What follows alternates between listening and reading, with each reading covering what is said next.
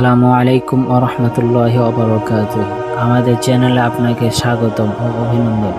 আপনি যদি আমাদের চ্যানেলে প্রথমবার এসে থাকেন, অবশ্যই চ্যানেলটি সাবস্ক্রাইব করে সাথেই থাকবেন। অনেকেই আমার হাতের লেখা নিয়ে কথা বলেন যে আমার হাতের লেখা এত সুন্দর কেন?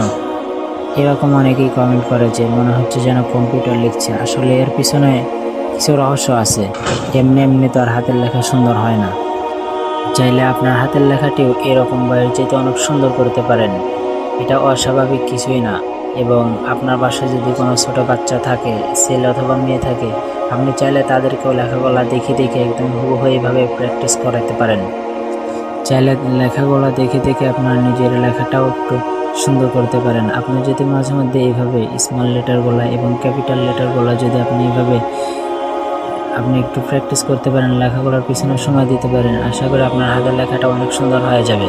এই ভিডিওতে ক্যাপিটাল লেটারগুলো দেওয়া হয়েছে এবং এরপরে একটা ভিডিওতে স্মল লেটারগুলো দেওয়া হবে ইনশাআল্লাহ।